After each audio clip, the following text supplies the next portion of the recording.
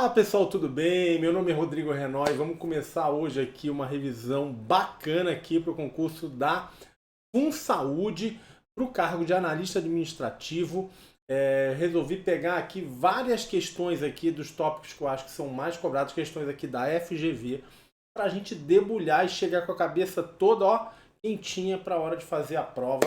E é isso aí, sem enrolação. Vamos cair dentro aqui, desmistificar a administração. Vem comigo, vamos começar aqui. Nossa primeira questão aqui. A ideia nossa, obviamente, é a gente vai falando das questões, vai resolvendo e vai falando sobre os conceitos, né? Então aqui, primeira questão. Um administrador recém-formado acaba de ser aprovado em um concurso para atuar no nível operacional de uma instituição pública de grande porte. Ele acredita que, nesse início de carreira, será mais exigido em sua capacidade de usar ferramentas e conhecimentos específicos de administração, tais como elaboração de orçamentos e avaliação de projetos na área em que for designado. Em administração, esse tipo de capacidade é conhecida como habilidades, vamos lá, letra A, estratégicas, conceituais, humanas, técnicas e processuais. Pessoal, esse tópico aqui é um tópico das habilidades, né, dos administradores, conceito ali introdutório de administração. E a ideia basicamente é a seguinte: você tem ali três habilidades, né? As habilidades, a própria banca está trazendo aqui as técnicas, a letra D aqui, as habilidades humanas, que está aqui na letra C, e as habilidades conceituais, que está aqui na letra B. Perfeito. A ideia do Katz, foi o que Robert Katz, foi o que desenvolveu essa teoria, basicamente é a seguinte: você tem ali uma predominância das habilidades técnicas. Quando você está entrando numa organização, então você normalmente é contratado para fazer um trabalho, para fazer uma atividade, fazer uma tarefa. Você provavelmente não vai ser contratado ali com começo de carreira para ser o diretor da organização, né? Faz sentido. Você vai ser contratado para resolver um problema, fazer uma tarefa, uma atividade. O que você precisa para isso? Habilidade técnica, tá? Você vai progredindo na organização, você começa, por exemplo, a virar o gerente da área. Aí ele diz o seguinte: olha, a partir do momento que você é gerente, óbvio que ainda você continua usando a habilidade técnica, mas a que passa a predominar é a habilidade humana, negociar, chefiar, motivar, liderar, se comunicar. Então isso é o que você vai necessitar, né? É o que você vai precisar mais. E quando você chega lá em cima, no topo da organização, nível estratégico, como a gente diz, você vai passar a utilizar mais as habilidades conceituais, de pensar abstrato, de analisar vários fatores diferentes, o mercado, desafios e coisas do tipo. Então, vamos lá, voltando aqui. O que ele está falando aqui na questão, pessoal? Ele está falando capacidade de usar ferramenta, conhecimento específico de administração, elaborar orçamento, avaliar projeto. Pessoal, isso aqui é habilidade conceitual, humana ou técnica? Habilidade técnica, né? Habilidade técnica, então, gabarito letra D. Vamos para mais uma aqui. Próxima questão. Após o estágio probatório, um servidor foi convidado a ser o novo gerente de planejamento da organização, pois sua performance nas funções administrativas foi excepcional. Em relação à função administrativa da organização, é correto afirmar que... Então vamos lá.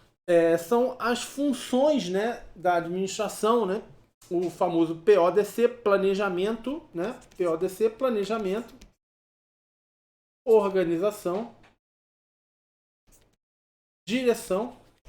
Ops, está feio aqui. Direção. Mais um aqui. Direção e controle. Então, vamos lá. O que faz a função administrativa organização, pessoal? Está preocupado ali com distribuição de atividade, de tarefa, distribuição de recurso, quem vai fazer o quê, como é que a gente vai organizar ali, distribuir aquela organização. Então, letra A já logo de cara está falando disso. Faz a distribuição de tarefas das autoridades e dos recursos entre os membros da organização. É esse o nosso gabarito letra A. Letra B é o planejamento dos objetivos e estratégias para alcançá-lo. Estamos falando aqui de planejamento, né? Não é o nosso gabarito. Planejamento. Letra C, direciona. Olha o termo aqui. Direciona as pessoas para o desenvolvimento de suas atividades, né? Já está indicando o que está falando. Próximo, monitore e assegura que os objetivos definidos estão sendo alcançados. Função de controle. E é uma capacidade individual de colocar os documentos nos lugares certos, manter a mesa limpa e os e-mails em dia. Pessoal, isso aqui é capacidade de organização pessoal, né? Não é o que a gente está falando aqui. A gente está falando de organização, da função organização dentro da instituição, né? Então vamos lá para a próxima. FGV, a Assembleia Legislativa de Rondônia, analista legislativo em 2018. Sobre a abordagem das relações humanas, analisa as afirmativas a seguir. 1. O trabalhador não se comporta como um ser isolado, mas sim como um membro do grupo. Isso está falando aqui, gente, da abordagem das relações humanas. Aqui, isso tá certo, pessoal? Tá certo essa primeira aqui? Tá certo. Ou seja, a ideia da abordagem de relações humanas é de que a gente não funciona no vácuo. A interação do grupo é importante. A gente gosta de ser, digamos assim, da convivência com outras pessoas. A gente gosta de interagir. A gente gosta de ter um bom relacionamento com o chefia, ser orientado. Então isso aqui tudo tá perfeito aqui. Opa, pulou meu negocinho, pulou aqui. Primeira tá ok. Vamos para a segunda. É papel da organização encontrar, acho que tá errado aqui, criar dispositivos para garantir o equilíbrio homeostático. Pessoal, isso aqui é o que define essa 2 aqui. Por quê? Porque esse conceito de equilíbrio homeostático, da homeostase, é um conceito da teoria de sistemas, né? Então, teoria de sistema, o que é homeostase? Esse negócio, por exemplo, é o que o suor faz no nosso corpo, né? Então, por exemplo, quando a gente está com calor, por que a gente sua? É o nosso corpo tentando esfriar, né? Então ele sai a água ali do suor, que é para tentar baixar a temperatura do nosso corpo. Isso é o que a gente chama de homeostase, ou do equilíbrio homeostático. É a tendência que aquele organismo tem de entrar em equilíbrio. Tá? Então, isso aqui não é um conceito associado aqui à abordagem de relações humanas, então não tem nada a ver, a 2 aqui está errada. E a terceira, não há uma maneira perfeita de se organizar. Pessoal, qual é a teoria que fala que não há uma maneira perfeita de se organizar? É a contingencial, né? Essa ideia de que você não tem um caminho só que vai dar certo. Você pode ter sucesso com várias abordagens, né? Então, o gabarito aqui é a letra A. Só a primeira aqui é que está certa. Vamos para a próxima questão.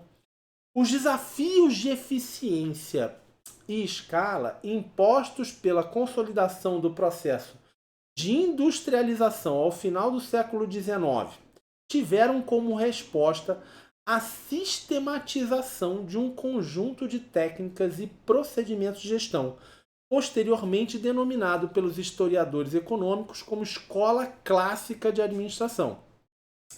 Em sua corrente da administração científica, teve como característica, então está falando aqui da escola clássica, né? Vamos lá, escola clássica aqui, pegar a canetinha, escola clássica de administração, tá? Então vamos lá, letra A. Aliás, desculpa, tô passando bobeira aqui, não é escola clássica não, é corrente da administração científica, que está dentro da abordagem clássica. Então aqui já eu mesmo ia cair na pegadinha da questão. A. Estudar os movimentos necessários para a execução de uma tarefa com o intuito de simplificá-los e reduzi-los ao mínimo. Pessoal, aqui logo de cara fala do que a gente chama dos estudos, tempos e movimentos. Por quê? Estudo de tempos e movimentos era nada mais do que uma análise de qual seria a melhor maneira de fazer aquela atividade. Então, como você estava recebendo ali naquelas empresas, naquelas indústrias, né, profissionais que tinham pouca capacitação, que não sabiam fazer o trabalho, você fazia o quê? Divisão do trabalho, transformar aquele trabalho em uma parte que é pequena, que é facilmente dá para aprender fácil, né, digamos assim, e que você podia ali, de certa forma, estudar a melhor maneira, a maneira que fosse mais eficiente, com menos esforço, onde aquele profissional fosse mais produtivo, e aí, naturalmente, você ia padronizar, tá? Isso é o que a gente chama de estudos de tempos e movimentos. Portanto, logo de cara, a letra A é o nosso gabarito. Show de bola. Letra B, enxerga o trabalhador como um ser humano e busca motivá-lo com incentivos fisiológicos. Aí, obviamente, a abordagem das relações humanas. Depois vai falar que incentivar a maior participação dos funcionários no processo decisório, controlar as atividades da empresa de modo que os erros fossem previstos. Não tem nada a ver, né? Sinergia é outro conceito da teoria de sistemas. O gabarito foi mesmo letra A. Vamos para a questão aqui de planejamento. O fragmento a seguir está no site da Prefeitura de Salvador, na seção da Secretaria de Fazenda. Assegurar e gerir com transparência e efetividade os recursos financeiros para a manutenção e o desenvolvimento do município. O fragmento define o planejamento estratégico do órgão. Assinale a opção que o identifica. Pessoal, aqui é um conceito muito cobrado, não só pela FGV, mas várias bancas, que é o de missão e visão. Pessoal, missão é a razão de ser da organização, é o que ela, o porquê que ela foi criada, né? Por que ela, o propósito, um termo que hoje está na moda, né? Qual é o propósito que foi criada aquela organização? Já a visão é como ela se vê no futuro, né? O que a gente chama de destino desejado. Normalmente é um destino de bem longo prazo e desafiador.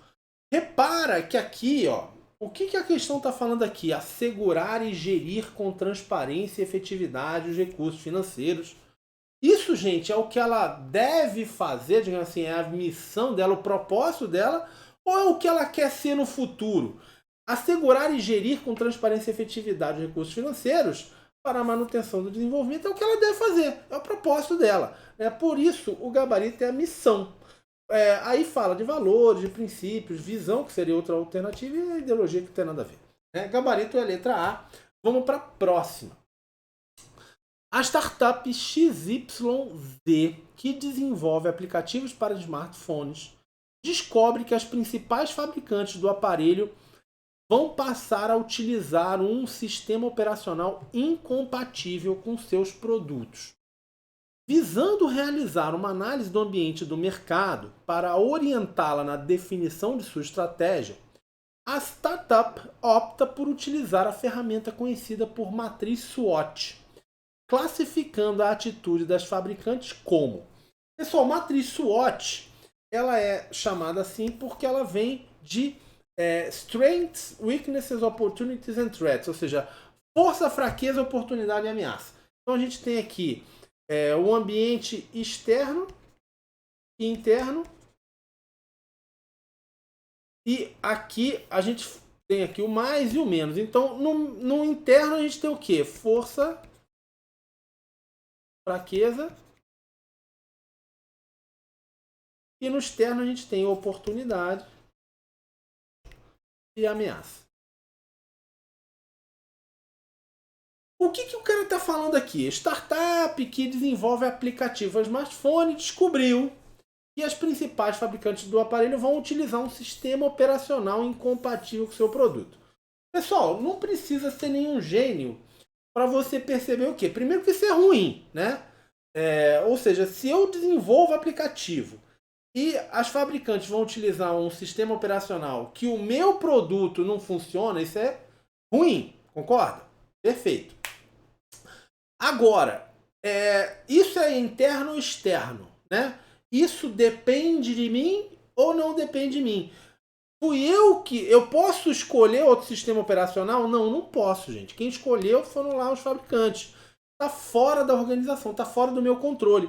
Então isso não é uma fraqueza, é uma ameaça. Tá? Então se for dentro... Se fosse negativo, primeiro a gente tem que ver, é negativo ou positivo. Sendo negativo, a gente vê.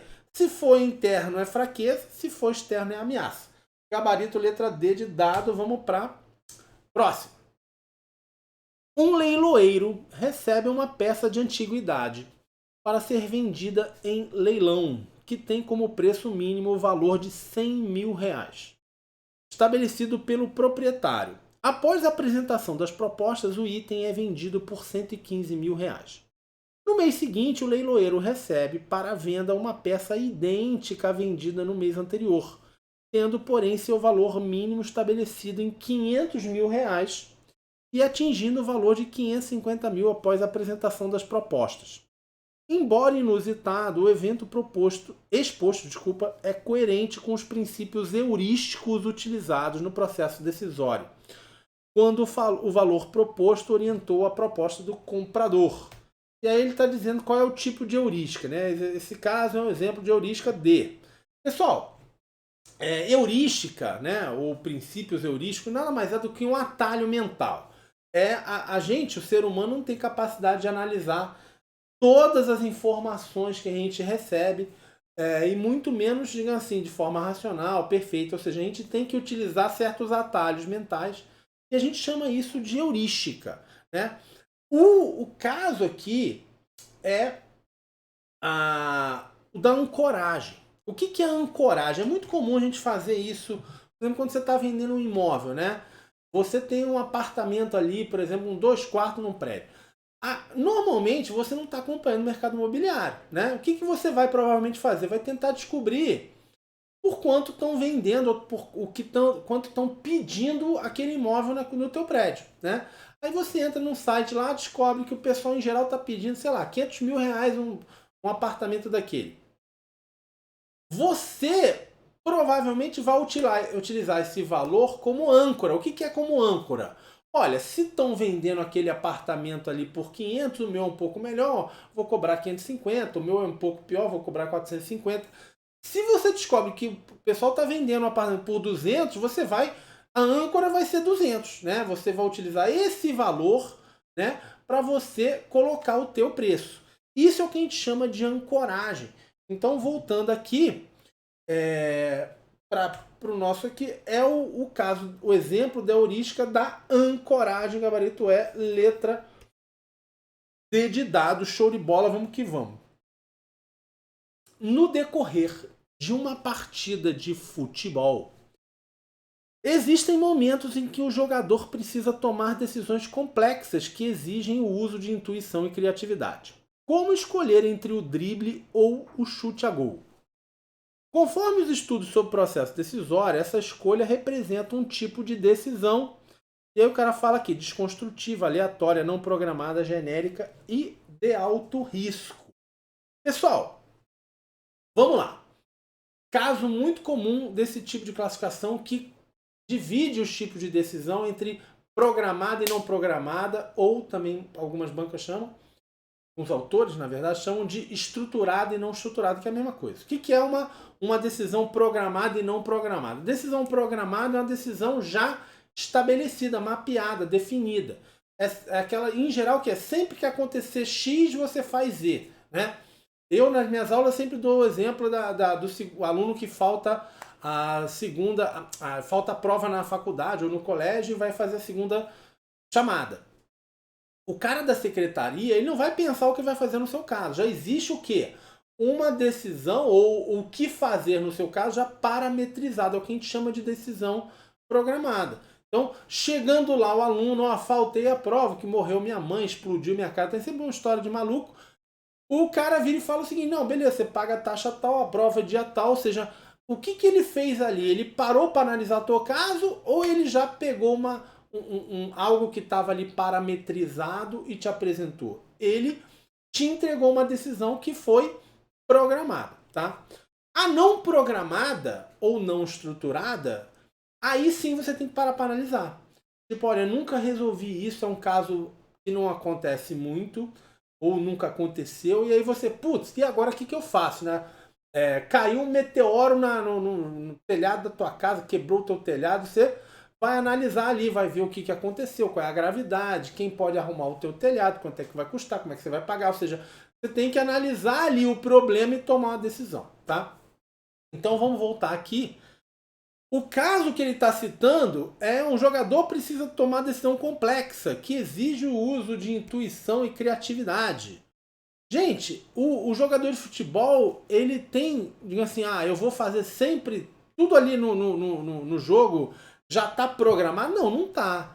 Ele vai ter que improvisar, analisar a situação.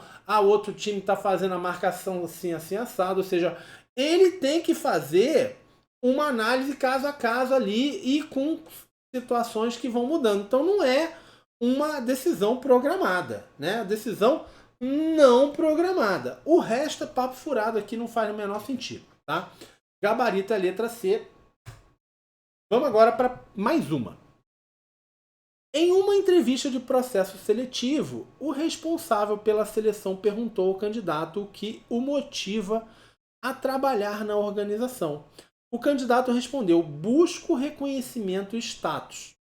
E sei que o cargo me dará prestígio e oportunidades de promoção. Segundo a hierarquia das necessidades de Maslow, a motivação do candidato é satisfazer necessidades do tipo fisiológica, segurança, social, de estima e autorrealização. São, aliás, as alternativas possíveis, né? Lembrando aqui da pirâmide de Maslow, rapidinho, a gente tem 5 níveis, são exatamente esses que a banca citou. O fisiológico, o de segurança, social, estima e autorrealização, tá? A fisiológica é aquela que tem relação com você, de assim, se alimentar, sede, né, de você conseguir sobreviver, né, se manter vivo, respirar e coisas do tipo. A de segurança, exatamente, você não se sentir ameaçado, né, de poder ser atacado por um bicho na selva, por você, por exemplo, no caso do trabalho ali, preocupação ali com segurança no trabalho, com poluição, sociais, de você se relacionar com as pessoas, né? Ter amigos, se relacionar bem com seus colegas de trabalho. Aí vamos lá, estima, gente, já tem relação com reconhecimento, né? Com status, né? Com você ser promovido e coisas do tipo. E por fim, a autorrealização é a necessidade de se desenvolver, de aprender, de crescer na carreira, de se, assim, desenvolver o teu potencial e coisas do tipo. A ideia do Maslow era exatamente que elas estavam numa hierarquia, ou seja, você precisa primeiro ir... pulou aqui. Você precisa primeiro desenvolver de baixo para ir ativando as de cima. Agora, vamos lá. Busco reconhecimento e status. E sei que o cargo me dará prestígio e oportunidade. Isso, gente, é o quê? É estima, né? Não é essas básicas aqui de jeito nenhum. Social é mais de relacionamento, né? E a autorrealização é de você se desenvolver. Então, gabarito é letra D de dado. Vamos lá. Uma organização pública realizou uma pesquisa de satisfação junto aos funcionários. Os resultados indicaram que os funcionários não estão satisfeitos no trabalho.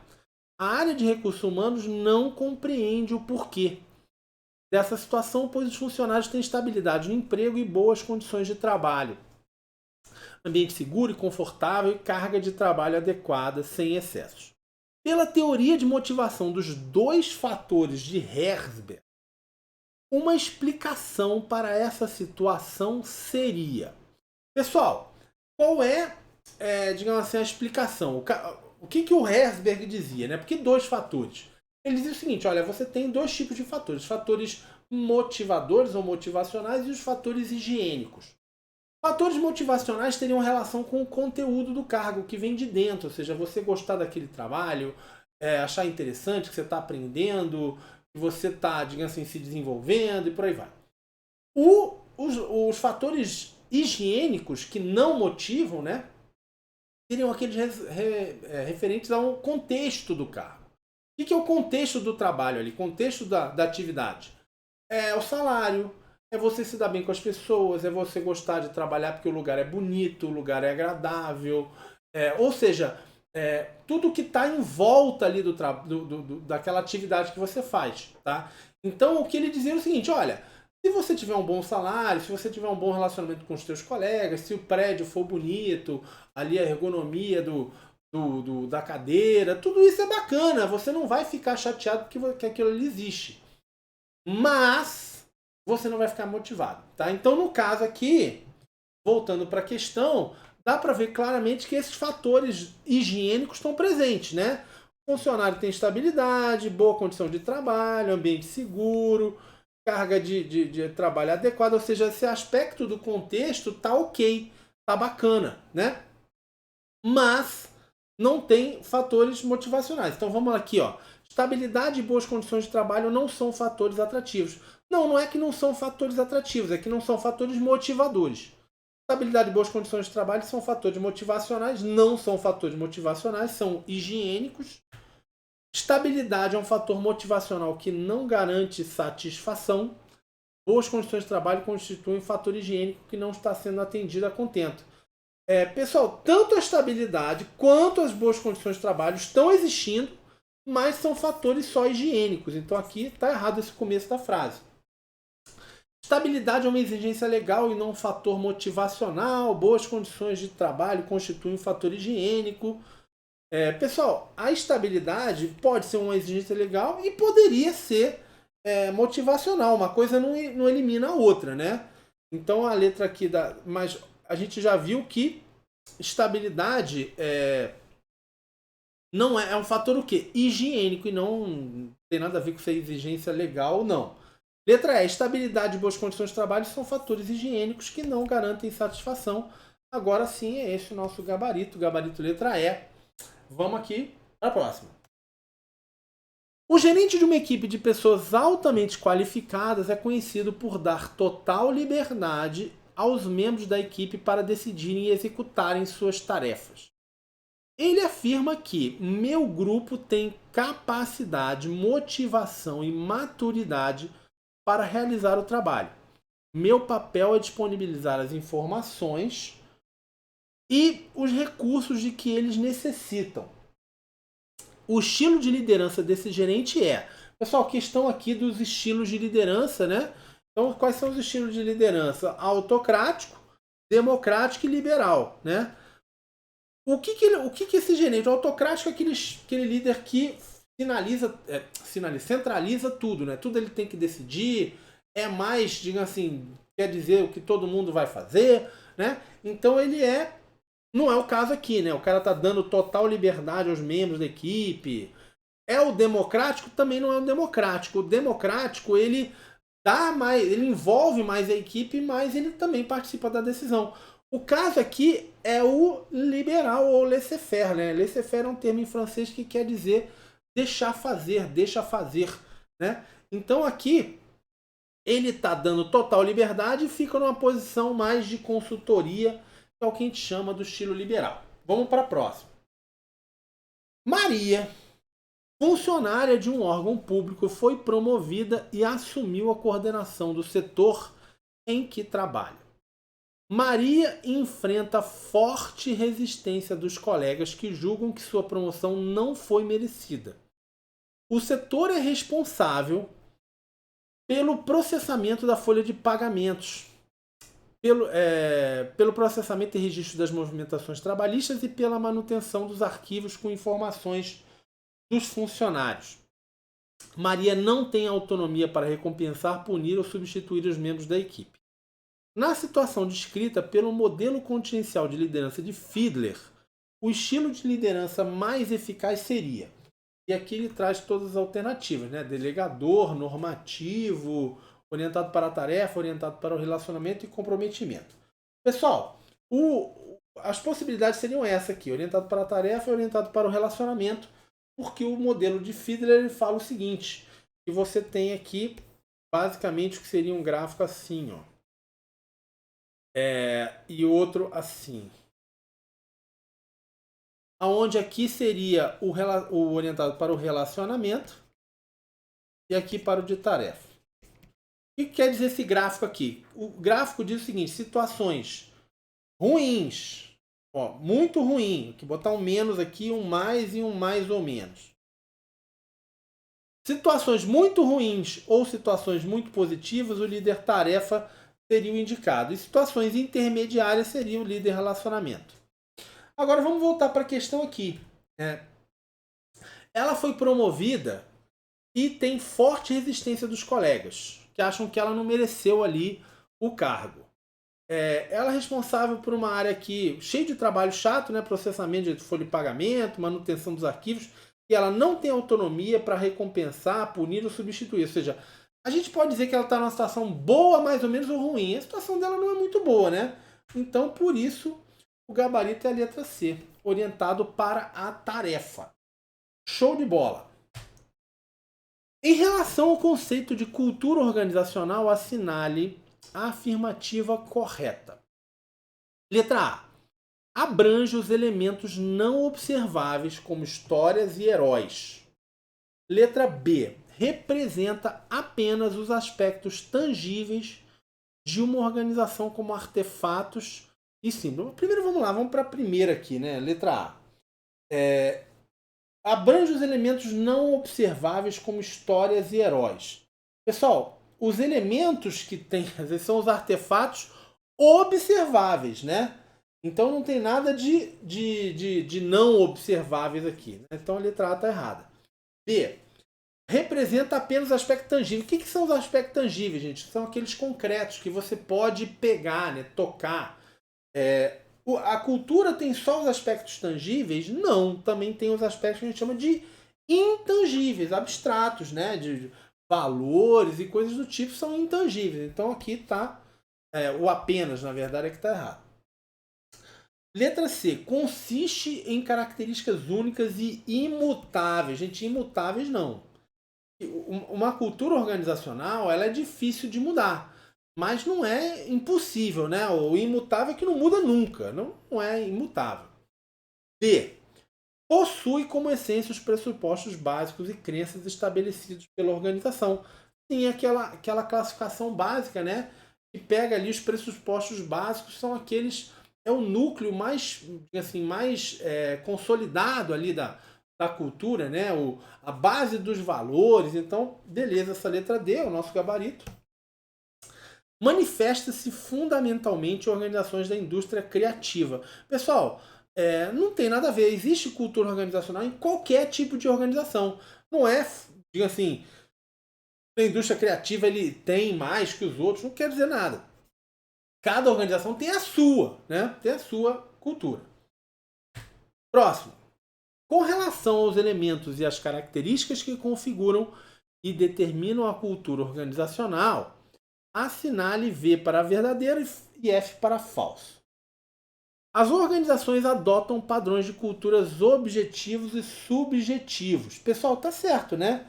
Ou seja, padrões que têm a ver ali com situações objetivas e outros que não são objetivas. Tá ok aqui? Verdade. Próximo, os artefatos são criados pela organização como parte da sua cultura. Os artefatos, gente, é o que a gente consegue visualizar. Os símbolos, os heróis, as histórias, tudo, diga assim, o próprio layout, tudo isso são os artefatos observáveis aqui. V. As crenças, expectativas e percepções são parte da cultura organizacional. Beleza, também está certo aqui, o gabarito é a letra D, que está tudo verdade. Vamos lá, vamos para a próxima. Em administração, centralização significa que a autoridade para tomar decisões está concentrada no topo da organização, enfatizando assim a cadeia de comando. Embora a centralização das decisões possa ser questionada frente à maior complexidade do processo decisório gerada pelo ambiente externo mais turbulento e incerto que as organizações contemporâneas enfrentam, a centralização apresenta vantagens em relação à descentralização, tais como... Pessoal, centralizar boa parte da tomada de decisão é no topo. Descentralizar é você espalhar a tomada de decisão, delegar, né? Dar autoridade ali e responsabilidade naturalmente a quem vai tomar a decisão ali na ponta. Todas as duas têm vantagens e desvantagens. Então vamos lá, para a primeira, que ele quer vantagens em relação à descentralização. Letra A, eliminar esforços duplicados, ou seja, que é a vantagem da centralização, né? Eliminar esforços duplicados de vários tomadores de decisão. Isso é uma vantagem da centralização? É. Ou seja, na hora que você tem poucas pessoas decidindo, você evita esses esforços duplicados aqui de ter muita gente decidindo, às vezes, de forma diferente. Decisões mais próximas dos fatos e das circunstâncias locais. Agora não, porque isso é uma vantagem, sim, uma vantagem da descentralização e não da centralização. Favorecer a formação de gerentes mais motivados e autônomos, a mesma coisa, é uma vantagem da descentralização. Maior rapidez e flexibilidade, vantagem da descentralização, e maior interesse e motivação por parte de subordinados, tudo igual, é uma vantagem da descentralização e não da centralização. O processo de organização é pautado por alguns princípios ou elementos básicos formulados por autores como Fayol e Weber. O número de subordinados pelos quais um gestor é responsável e que determina no processo de organização formatos mais verticais ou horizontais das estruturas organizacionais é conhecido como. Pessoal, o que ele está querendo dizer aqui, ó, é o conceito que a gente chama de amplitude de controle. Tá? Amplitude de controle, por que ela define o formato da organização? Porque o que é estrutura de controle? Vamos lá. Quantos subordinados em média cada chefe tem. Então, claro, imagina a situação aqui. Eu com duas pessoas que eu administro, né? São meus subordinados. A tendência é a estrutura ficar verticalizada, como a gente fala assim. Ou seja, para cada pessoa tem poucos abaixo, né? Agora, imagina que eu tenha 100 pessoas abaixo de mim. O que vai acontecer com a estrutura? Vai fazer isso, né? Ela vai ficar achatada. Ou seja, embaixo de cada chefe tem um monte de pessoas abaixo. Então, se você tem uma amplitude menor, você tem uma estrutura assim. Se você tem uma amplitude maior, ela vai ficar assim. Então, esse é o conceito da amplitude de controle. E é isso aí, gabarito letra B de bola. Vamos lá. Revendo o calendário das atividades da empresa para adequá-lo aos jogos de futebol da Copa América que ocorreriam no Brasil, Marta, CEO de uma empresa fabricante de materiais esportivos, opta por dar folga coletiva aos empregados nas datas previstas para os jogos da seleção brasileira. Para transmitir a decisão, Marta pede ao seu secretário que envie uma circular aos funcionários. Considerando os conceitos e elementos da comunicação, evidencia-se na conduta de Marta que... E aí ele fala aqui, vamos lá, conceito de comunicação, né? Letra A. Foi utilizado um canal de baixa riqueza. Pessoal, logo de cara é o nosso gabarito. Por quê? Como que ela transmite a decisão, né? Mande uma circular.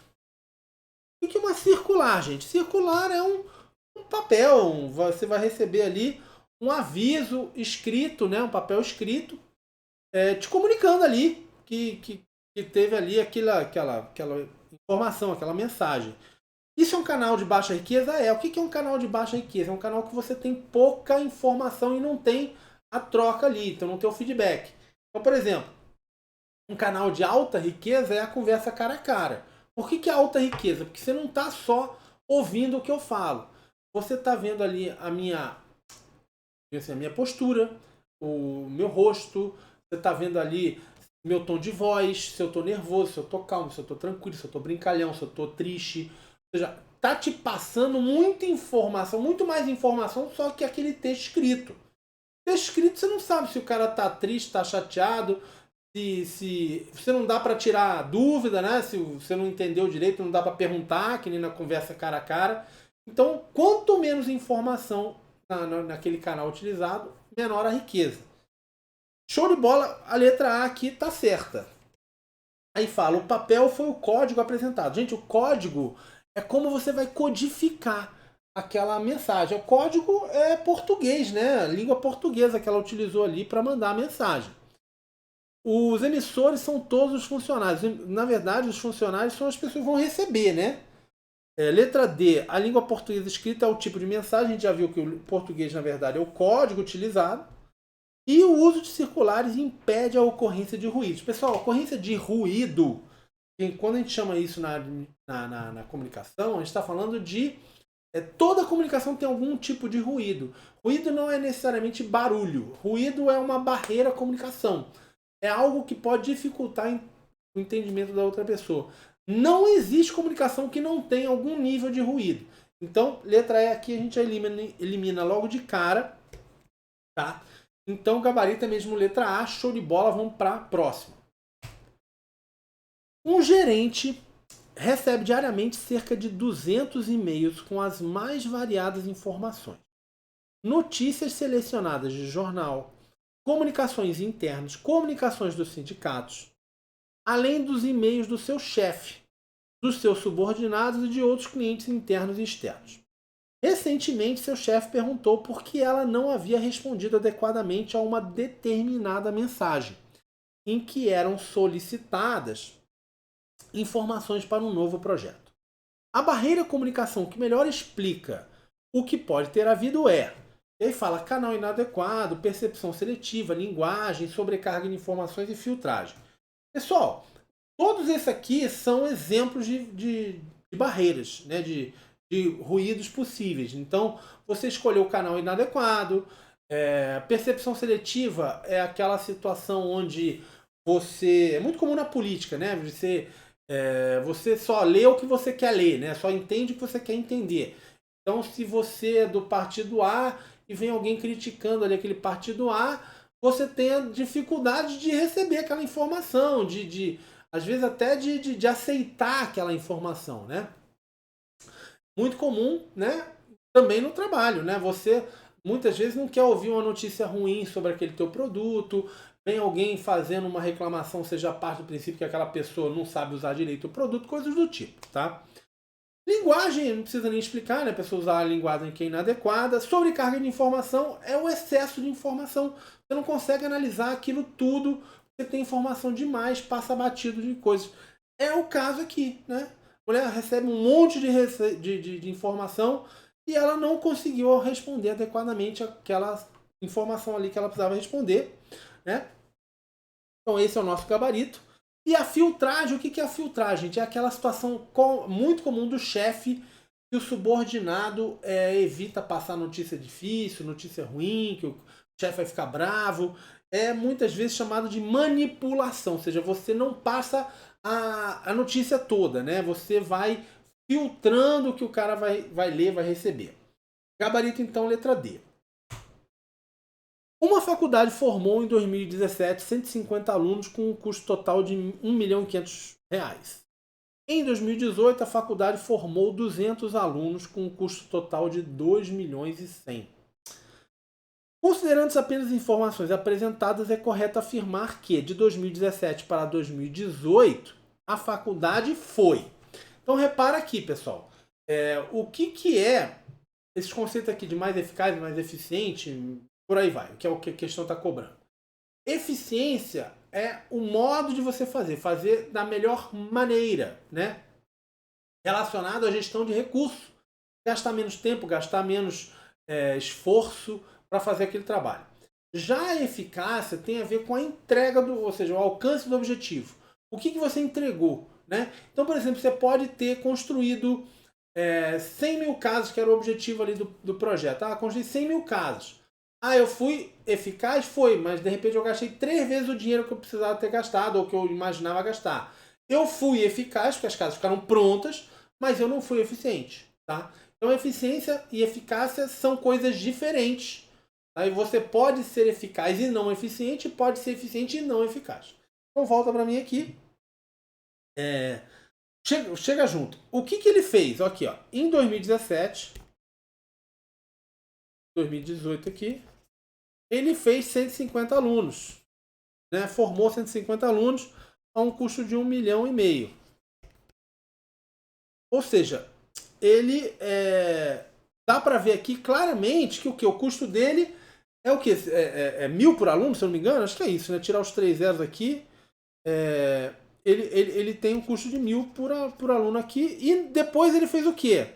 200 alunos e aí ele gastou 2.100. não precisa nem saber fazer a conta de ver que o quê? Que ele gastou mais, né, por aluno do que aqui, né? Ou seja, ele fez o que, gente? Ele foi aqui. Ele seria igualmente eficiente se isso fosse 2 milhões, né? Mas ele não é 2 milhões, ele tem 2.100. Então ele gastou mais por aluno. Diga assim, ele foi mais eficaz e ele foi menos eficiente, né? Então aqui, mais eficaz logo de cara tá certo. Ele não foi mais eficiente, ele não foi igualmente eficiente, ele não foi igualmente eficaz e ele não foi menos eficaz. Então aqui, gabarito só pode ser letra A, tá? Ou seja, ele foi mais eficaz por quê? Porque ele entregou mais formados, né? Ou seja, ela formou mais pessoas, então ela foi mais eficaz. E por que ela foi menos eficiente? Porque o custo por aluno foi maior. Então é esse o gabarito. Vamos para a próxima. Controle é a geração e o uso de informações relativas às atividades organizacionais. Existem diversos tipos de controle, classificados por sincronismo temporal. Cada tipo de controle apresenta funções e características únicas. Assinale a opção que apresenta o conjunto de características ligado ao controle do tipo simultâneo. Pessoal, controle pelo... Assim, a classificação de controle pelo tempo, né? Essa é que a questão está falando aí. Você tem o que a gente chama de controle prévio, preliminar, controle que acontece antes da atividade acontecer. Tem ainda um termo que é ex ante, né? Ex ante vem de antes da atividade rolar, né? Controle simultâneo, que é o que a questão está falando aí, é aquele controle que a gente vai fazendo durante a atividade, né? Muito comum aquela do supervisor que fica olhando ali você trabalhar. O que ele está fazendo? Se você está fazendo algo errado, ele vai ali rapidamente e atua. E por fim tem o controle posterior, controle por resultado, controle ex post, depois da atividade. Obviamente esse controle, a atividade já acabou, né? Não dá mais para consertar o que foi feito, mas é mais para você aprender, não fazer de novo e por aí vai, tá? Então voltando aqui, questão, o que é o controle do tipo simultâneo, né? Vamos lá, letra A, corrige o problema depois? Não, depois não. À medida que ele vai acontecendo, né? E tem foco no resultado também não, o foco dele é no processo. Então vamos lá, corrige o problema à medida que ele ocorre, ok, tem foco no processo, o gabarito é a letra B. Qual é o que tem foco no resultado? É o controle posterior. Corrige o problema à medida que ocorre, ok, tem foco no insumo, negativo. Quem tem foco no insumo é o controle preliminar, controle prévio, né? Próximo. Corrige o problema à medida que ocorre, tem foco no resultado, tá errado a letra D. E corrige o problema depois que ocorre, aqui está errado logo de cara, porque aí seria o controle posterior e dos insumos é o controle prévio, está tudo errado. O gabarito é mesmo letra B de bola. Mais uma aqui. A existência de eleições livres e justas é um dos elementos essenciais para a democracia de um país. É por meio delas que o povo adquire o poder de expressar sua satisfação ou insatisfação com a atuação de seus governantes e as políticas públicas executadas. Nesse sentido, o mecanismo representado pelo voto, por meio do qual a população exerce controle sobre os seus governantes, é conhecido como. E aí fala governança, governabilidade, accountability vertical, horizontal e gestão top-down. Pessoal, aqui é uma questão sobre o tipo de accountability. A gente tem accountability vertical, a horizontal e ainda a societal, que não foi citada aqui pela banca. Accountability horizontal, gente, tem relação com o controle entre órgãos públicos ou entre entidades públicas. Por que é horizontal? Porque a ideia é de que estão os dois no mesmo patamar, no mesmo plano de poder, digamos assim, né? Então você tem ali a CGU fiscalizando, atuando ali em cima do Ministério da Economia, né? Os dois são Estado, né? Os dois são poder público. Agora, a vertical seria o quê? Seria eu ou você, cidadão, né? fiscalizando, controlando o poder público. Então isso acontece, por exemplo, que é o caso da questão aqui, pelo voto. Eu não gostei do meu governador ali, achei que ele pisou na bola, meu prefeito, meu presidente da república, seja lá quem for, meu deputado. O que eu faço na próxima eleição? Não voto mais no cara, vou votar em outro, né? Isso é um tipo de controle? É, tá? Então voltando aqui, esse mecanismo então representado pelo voto é o que a gente chama da accountability vertical.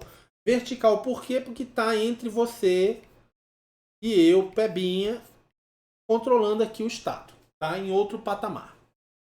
Vamos para a próxima. Os dados disponíveis no basômetro demonstram que a presidente Dilma Rousseff tem enfrentado maiores dificuldades na articulação de interesses do governo junto ao Congresso, especialmente na Câmara, em comparação aos governos FHC e Lula. Alguns de seus aliados atribuem tal problema ao fato de a presidente fazer pouca interlocução política.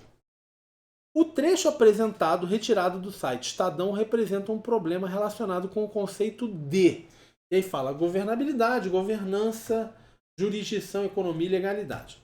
Pessoal, basicamente classificação aqui de governabilidade, né? O conceito foi muito citado, né? Até pela situação do impeachment da Dilma e tal. O que é a governabilidade, gente? É a capacidade que aquele governante tem de articular apoio na sociedade, ser visto como legítimo, de conseguir fazer avançar as agendas ali que ele precisa, que ele gostaria de fazer andar. E foi exatamente o problema da Dilma, né? Qual era o grande problema da Dilma? A Dilma, e aí não vou entrar aqui, senão a gente levaria a aula inteira só falando dessa situação, mas a Dilma, principalmente no segundo governo dela, não conseguia mais fazer seus projetos andarem na Câmara. Tinha população em grande parte contra ela, protesto na rua, os deputados todos, ou pelo menos boa parte, não gostavam dela, não achavam que ela cumpria os acordos, né? Ou seja, ela tinha uma necessidade de negociar e de vender suas ideias e de negociar ali com outro poder, né? O poder legislativo. E isso é exatamente o conceito de governabilidade. Ou seja, governabilidade é a capacidade de você agir politicamente, de você conseguir articular politicamente para fazer com que as suas agendas andem, né? Então, voltando aqui para a nossa questão, gabarito é a letra A. A Rodrigo e governança. Governança tem uma relação com a capacidade do Estado de executar as políticas públicas, capacidade seja de financeira, econômica, técnica, ou seja, a capacidade de você fazer a máquina funcionar, digamos assim, né? Não é o que a questão está mencionando. Vamos para próximo. O empreendedorismo governamental tem origem na desconfiança da população na capacidade da administração pública suprir satisfatoriamente as necessidades dos cidadãos por meio do uso adequado dos recursos públicos. As opções a seguir apresentam premissas e recomendações dessa abordagem, à exceção de uma. Assinale-a.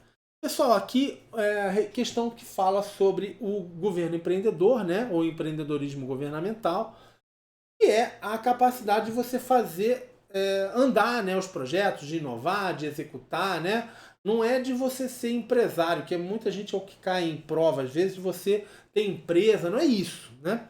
Então vamos lá. Qual é a exceção? O que está errado aqui, né? O governo deveria agir como empresário, instituindo empresas públicas e fortalecendo o monopólio público em setores estratégicos. Logo de cara aqui é o que está errado, gabarito é a letra A. Vamos para a próxima. O governo deveria transferir responsabilidade às comunidades locais, mais aptas para lidar com os problemas regionais. Está certo isso aqui.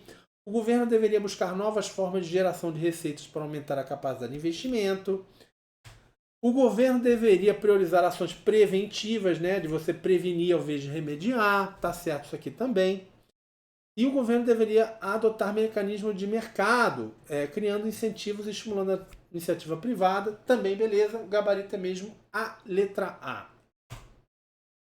As alternativas a seguir representam uma característica da gestão pública empreendedora no Brasil, à exceção de uma, assinale-a. Pessoal, outra questão aqui para a gente marcar o que está errado, né? Ou seja, o que não tem a ver com o empreendedorismo governamental. Oposição às práticas burocráticas. A gente pode dizer que você, para ser empreendedor, você tem que tentar sair fora dessa gestão burocrática? Sim, né? Focada muito em regra, em norma. Vou botar pequenininha aqui, fica melhor.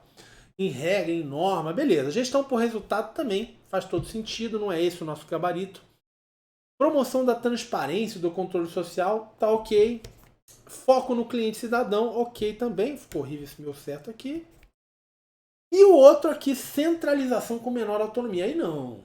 Não, aí perdeu a amizade, né? Aqui, centralização com menor autonomia. Como é que você vai querer que o agente público ali tenha, inove e busque fazer, digamos assim, mais com menos e tal, se o cara vai ter pouca autonomia e vai ser tudo centralizado? Aqui não faz sentido, o gabarito é a letra E. E é isso aí, vamos lá. O plano diretor da reforma do aparelho de Estado, PDRAE, proposto por Bresser Pereira na década de 90, tinha como foco principal a reforma administrativa do Estado, pautada em uma ótica gerencial. De acordo com o PDRAE, a reforma tinha o intuito de promover, dentre outras matérias, vamos lá, letra A, reformulação das políticas de campeões nacionais. Gente, essa política de campeões nacionais tem nada a ver com o PDRAE, né? Essa ideia de você escolher uma empresa que vai ser uma líder de mercado e vai batalhar lá fora. Isso tem a ver até com essa noção que depois foi desenvolvida no governo Dilma, né? Por exemplo, a JBS, estava comprando um monte de empresa com financiamento do BNDES, né? Não é o que queria o PDRAE lá dos anos 90. Ampliação da área de atuação do Estado. Negativo também. Ele estava diminuindo a área de atuação do Estado, né? Privatizações, publicizações e coisas do tipo. Privatização do serviço social autônomo. Pessoal, o serviço social autônomo não é estatal, então não tem como ser privatizado, né? Aí estamos falando ali dos SESI, Senai, SESC, coisas do tipo. Delegação por meio de concessão de atividades do núcleo estratégico. Gente, atividade do núcleo estratégico, o que é o núcleo estratégico? São os ministérios, poder judiciário, você não tem como delegar com concessão isso para iniciativa privada, né? Não faz o menor sentido. E, por fim, separação entre formulação política e execução. Aqui sim, né? Essa era uma das ideias lá do PDRAE, é a única possível, gabarito letra E. Vamos para a próxima. A reforma do Estado, no âmbito do Decreto-Lei 200 de 67, é amplamente conhecida pela implantação da noção de administração direta e indireta. Segundo diversos analistas e estudiosos, dado o conjunto de ações visando a sua implementação, surgiram naquele momento da reforma consequências inadequadas, dentre as quais destacam-se. Então vamos lá, tá falando aqui do que, digamos assim, consequência inadequada, do que deu errado com a reforma do Decreto-Lei 267, a reforma administrativa ali do governo militar, né? Ampliação do núcleo estratégico do Estado por meio do desenvolvimento da carreira de gestor. Gente, eu sou da carreira de gestor, isso aqui nem pensar, é da carreira de gestor de 89, se eu não me engano, não tem nada a ver com o Decreto-Lei 200, e nem houve essa ampliação do núcleo estratégico, tá tudo errado. Vamos lá. Próximo. Geração de práticas patrimonialistas na administração indireta por meio da contratação sem concurso público, ocasionando nepotismo. Pessoal, aqui está certo. Ou seja, uma das críticas que se faz ali ao Decreto-Lei 200 é de você perder o controle da administração indireta. Basicamente, o que foi feito? Você deu autonomia, deu flexibilidade para as autarquias, fundações e empresas públicas, sociedade de economia mista, e elas cresceram muito naquele período ali, nos anos 70 principalmente, e foram fazendo contratação sem concurso, ou seja, foi se perdendo o controle porque o núcleo estratégico, ali os ministérios não tinham condição de controlar, não tinham perna, digamos assim, capacidade técnica de controlar tudo que estava acontecendo na administração indireta, e essas práticas acabaram acontecendo, por isso esse é o nosso gabarito. Vamos mais uma aqui. Fortalecimento da rigidez excessiva da administração indireta. Tá errado logo de cara, gente, porque não teve rigidez excessiva, teve aumento da flexibilidade, né? Então aqui a administração indireta ganhou autonomia e não ganhou rigidez. Geração da expansão da administração direta. Pessoal, o que teve expansão da administração indireta, né? Manutenção de relações pluralistas entre poderes, facilitando a aprovação de orçamentos submetidos pelo Executivo ao Congresso. Pessoal, isso aqui é piada, né? Porque isso era uma ditadura, né? Não tinha nada de relações pluralistas entre os poderes, né? Uma parte ali o Congresso não estava nem aberto. Então não tem nada a ver isso aqui e nem é reforma administrativa, né? Então, vamos para a próxima. Com relação à sexta edição do PMBOK, analise as afirmativas a seguir. 1. A sexta edição manteve um número de 10 áreas do conhecimento e 5 grupos de processo. Sim, pessoal, manteve essas 10 áreas de conhecimento e 5 grupos de processo que estavam lá na quinta edição, né? Então essa aqui está ok.